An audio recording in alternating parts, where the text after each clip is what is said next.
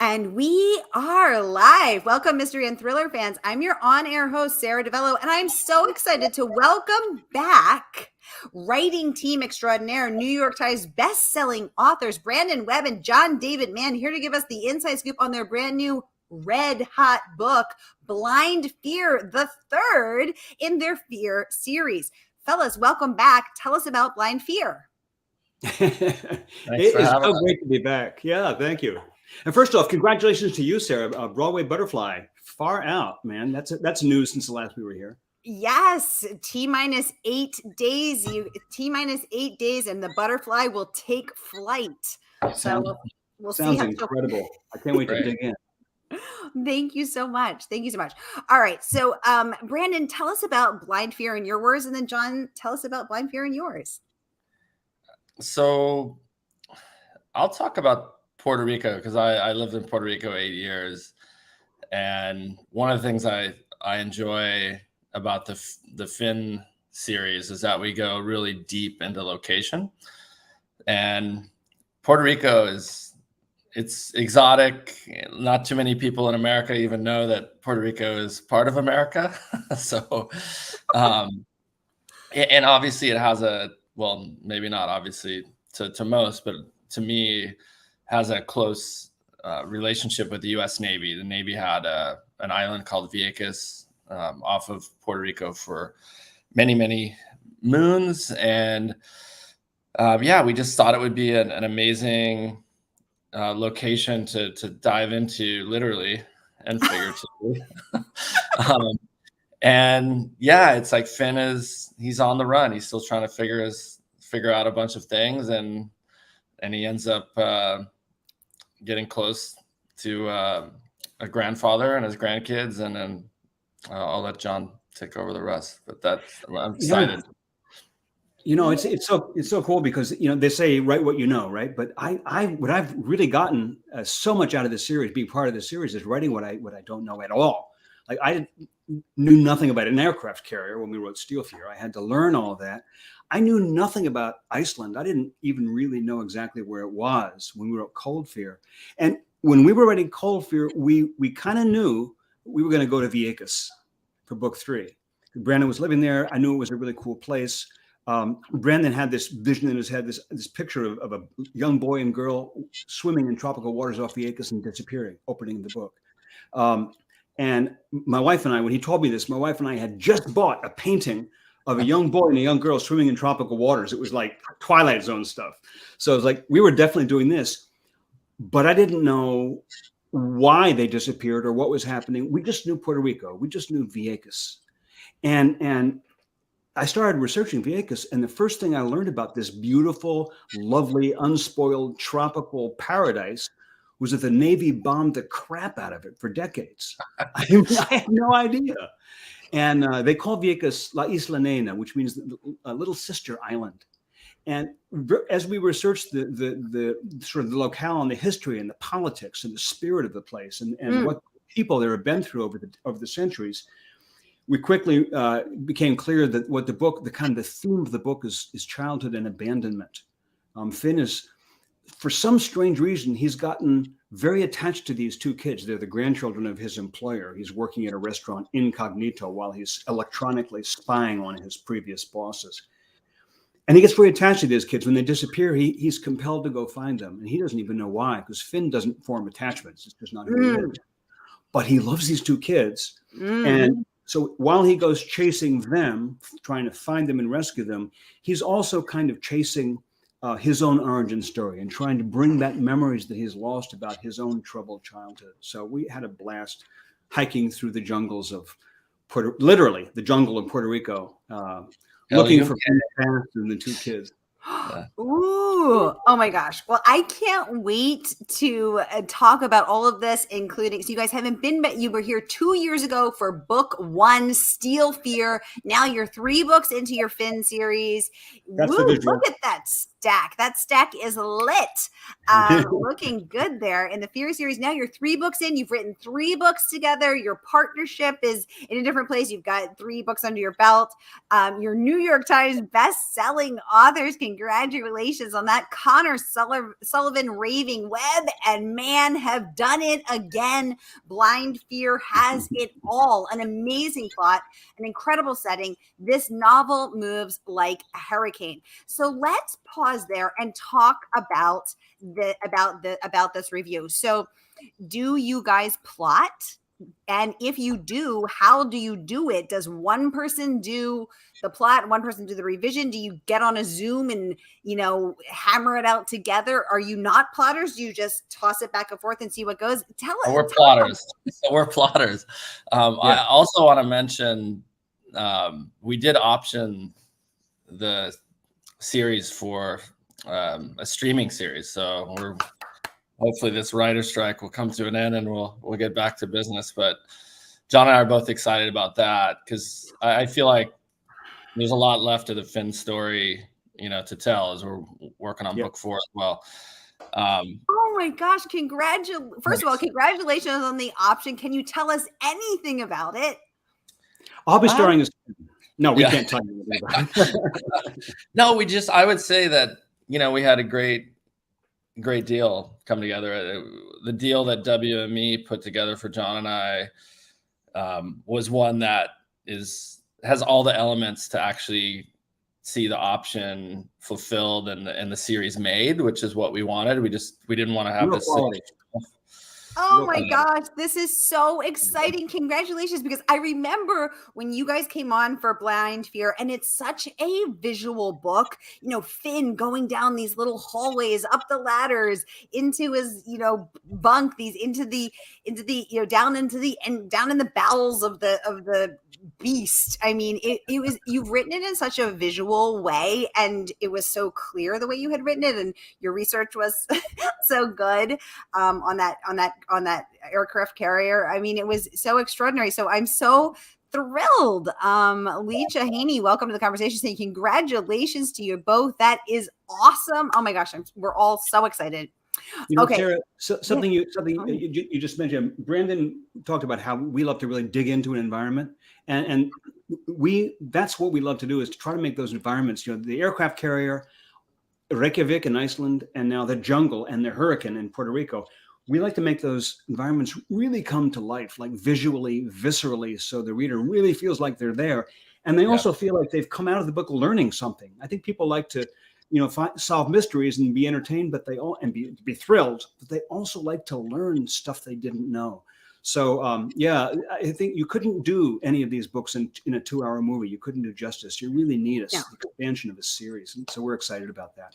Oh my gosh, I'm so excited, and I can see Reykjavik, I can see the jungles of Puerto Rico, I can see all of them. I'm so excited. The strike needs to end. Let's honor the writers of WGA so we can get the Fear series up on the screen. Okay, let's dive into your process. So you're plotters, Brandon. You said. Tell us how do you do it? Who does what first? How do you hammer it out? Give us a skinny. I mean, my side of it, I feel like, I like to plot.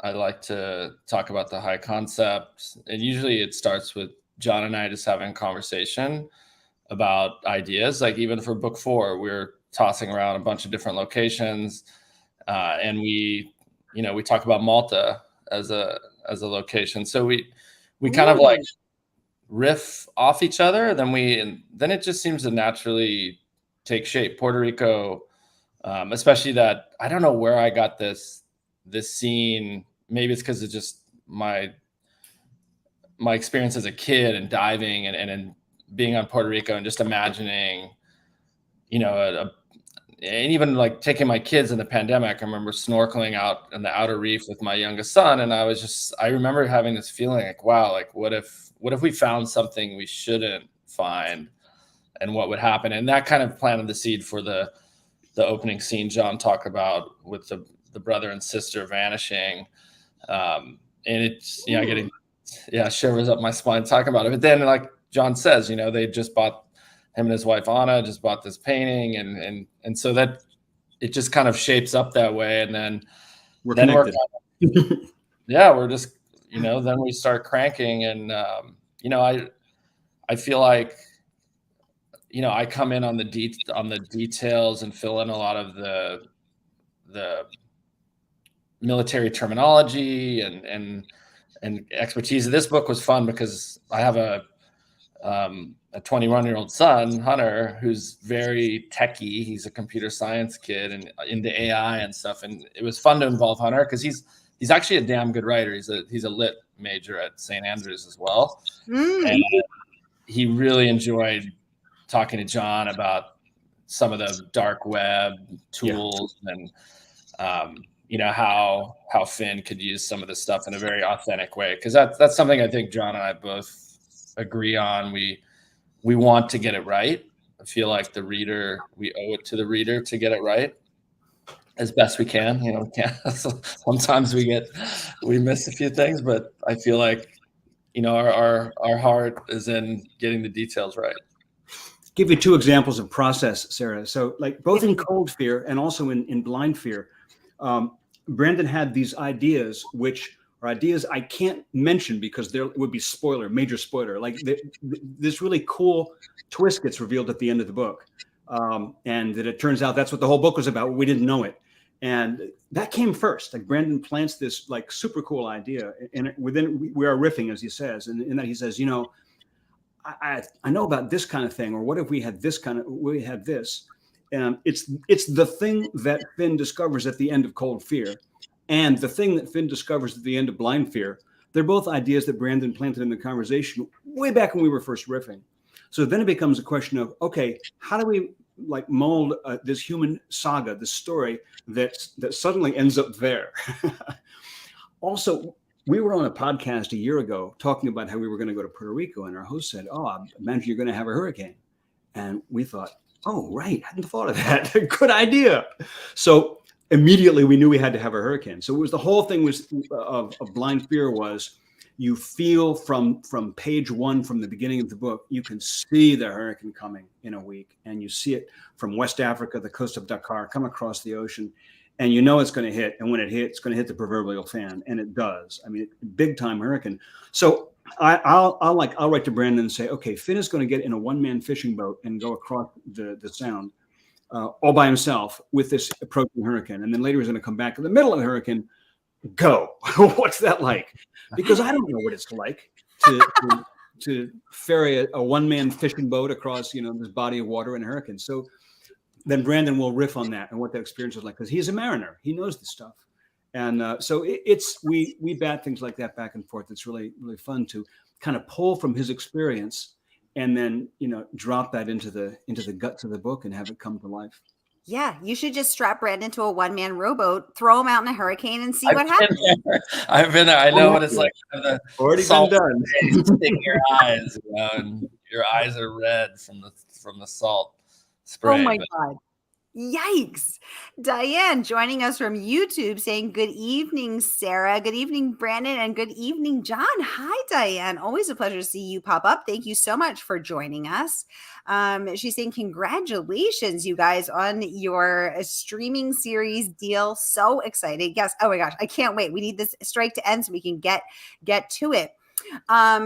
So I love hearing about your process and how, you start out riffing and talking about it. Brandon, you come in with the military terminology. You want to honor the story by, getting it right. What do you do? This is always what I ask my writing teams. What do you do when you disagree? Finn would not go out in that hurricane. Yes, he would. Does it come to a screaming match? Has it ever come to an arm wrestling match? What do you do? We have fought physically. I always win, of course. Yeah, that's what they're saying, John. It's been ugly at times. Yeah, pretty ugly. We never disagree. I mean, we for sure have had disagreements, but I feel like the good idea always wins, and I think we've had some victories there. But yeah, I can't remember an issue that we just couldn't finally agree on, like logic and storytelling. Good storytelling usually wins the day. Yeah, I mean, and we've hit junctions where we've said, well, we could do this, and they both seem like a good idea, but we've never been at loggerheads like we really were both had our heels dug in. We just haven't gotten there because, like Brandon says, the good ideas win, and there's just so much great stuff there. It's just the field is so rich. So yeah, we just more have fun than anything else, honestly. I love it. Well, in this book, our hero, Finn, is on the run. Now, Brandon, if you were on the run from the FBI, just hypothetically, do you think you'd survive? And how long do you think you'd survive?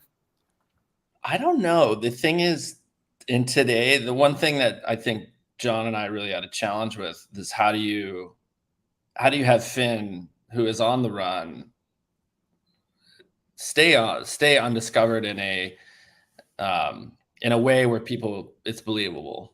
And there's a lot of technology involved, but today it's so hard, right? Like everywhere we go, we're tracked on our cell phones, scanned at the airport. So that's where I think having, the technology and even the consulting that Hunter did was really helpful. But to answer your question, I'd probably have a hard time. And I don't know if I could call my son. The FBI is probably monitoring that line. So probably. One thing I know I'm very capable of is surviving off the grid. Like I can, it's funny. I'll tell a quick side story. So I went to this entrepreneurs MBA program at Harvard Business School, and we did this crazy exercise on leadership where you watch a video, you're in this airplane in the Canadian Arctic, plane crashes, break up into groups of 8, and you have to rank these items in order of importance, like matches, knife, flashlight, blah, blah, blah. And my ranking was so far off from the other students, and we created just such a massive argument because everyone's like, let's just do what the Navy SEAL says. And what I didn't realize and appreciate is, matches were supposed to be ranked number 1. And I'm like, who needs matches? Like I can just start a fire with 2 sticks. But it just like, they expected us to win this exercise, and I just nuked the whole thing for everybody. You're like, matches, who needs matches? I'll eat my food raw. Different reality. Yeah.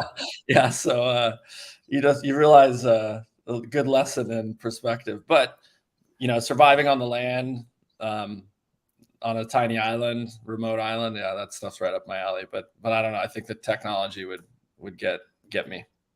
Diane wants to know, has there ever been a character who came to you, but they weren't meant for the book you're writing? Yes. How did you know, Diane? My God, you're reading our mail. What is this?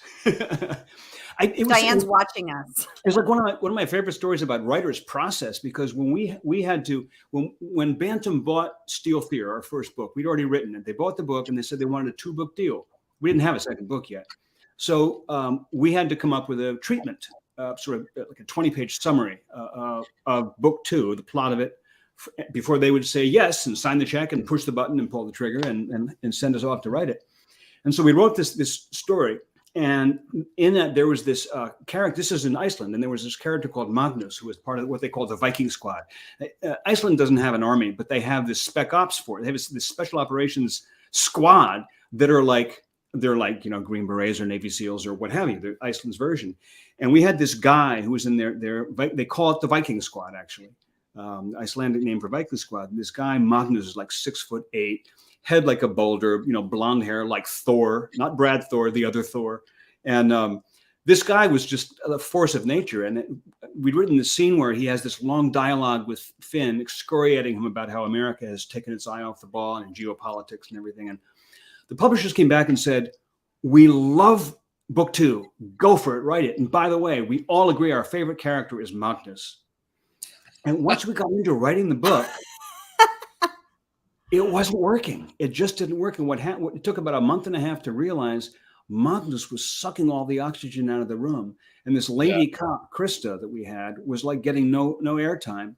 And finally, we was like, well, shit, we got to take out Magnus. We had to take out our publisher's favorite character. Remember, these are the people writing the check. Not a safe idea. So we had to take this guy totally out of the story.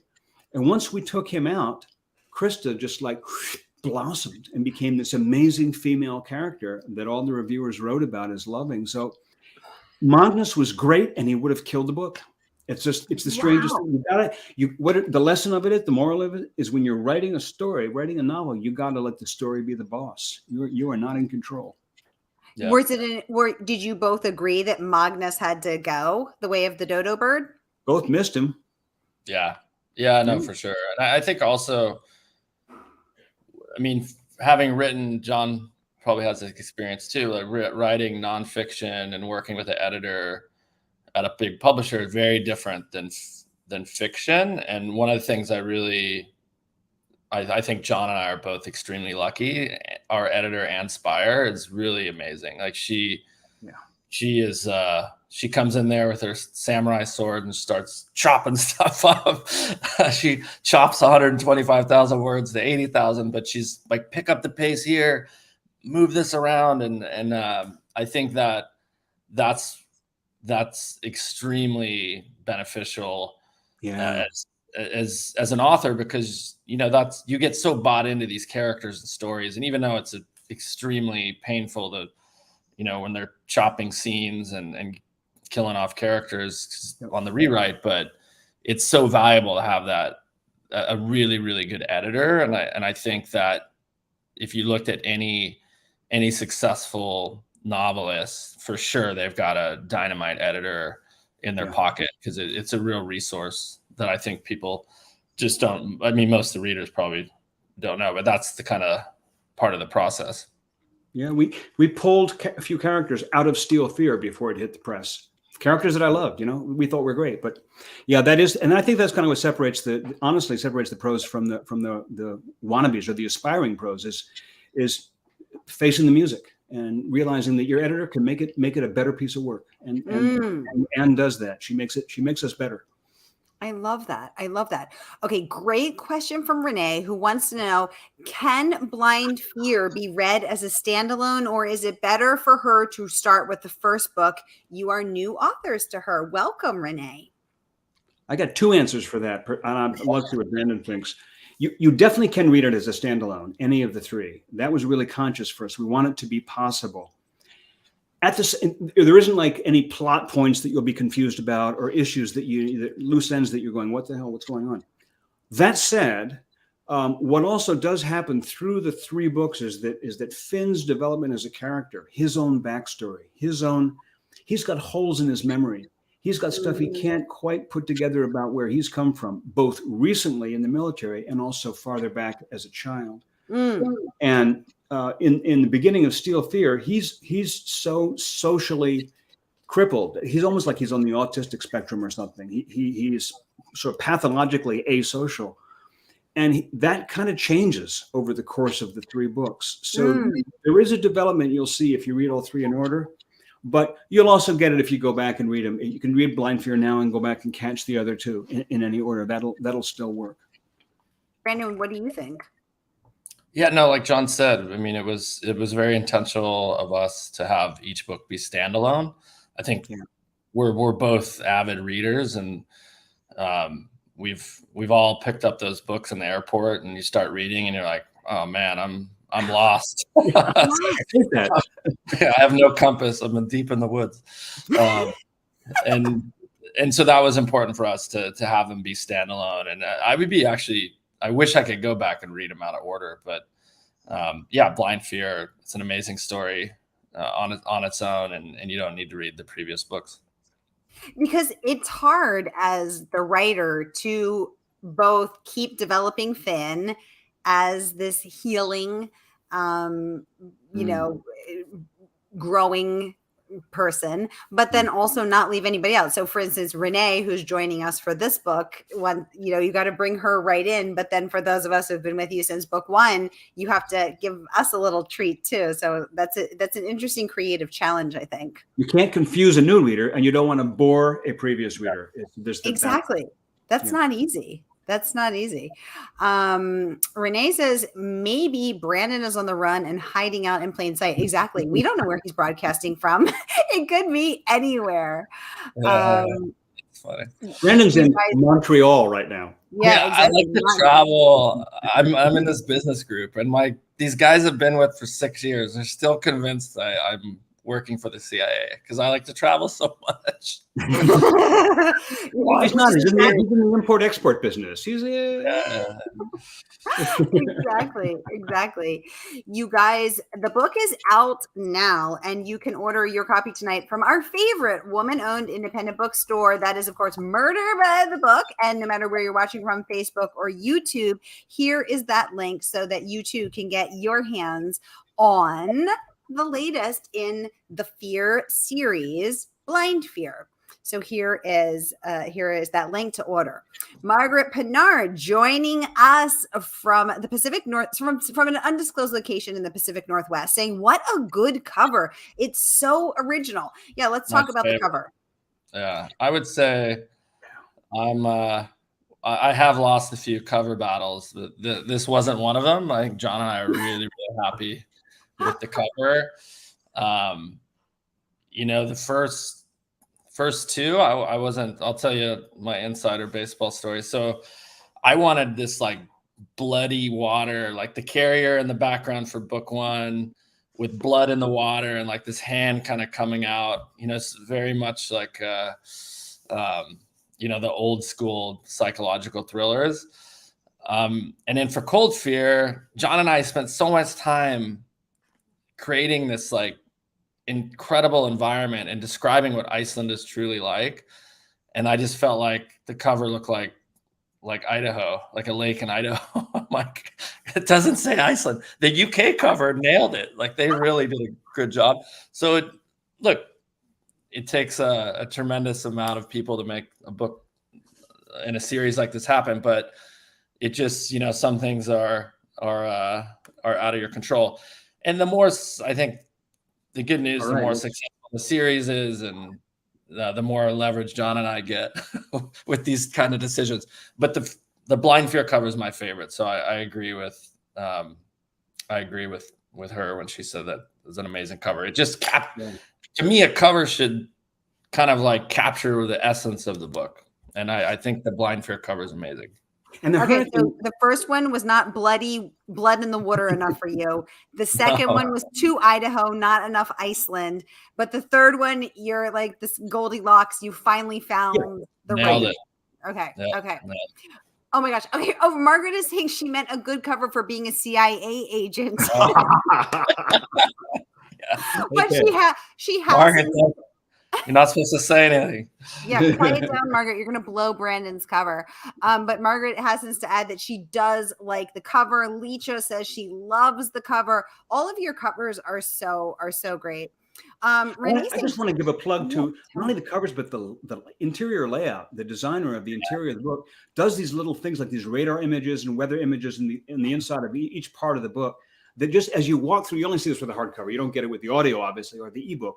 Maybe you get it with the ebook, but they're magnificent. I mean, we're so fortunate that Bantam has really just been an incredibly kick-ass team behind us on these books. The ebook too, you do get those graphics. You do, yeah. Okay, far out. Get that in the ebook. Love it. Yeah, and hats off. I would say again, not to talk up the Anne and the team, but they're amazing. Like I've never worked with a group at a publisher that takes a launch so seriously, like everything, like they're just on John, like pushing the thumb in my back, like, with the interviews, the media, they're just really like the team really cares. And that's something I think John and I really appreciate.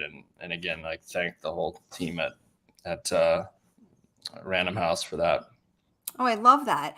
Renee says she prefers to read the books from the beginning of a series. Me too, Renee. I want those little Easter eggs that you only get if you've been in since book one. I totally agree.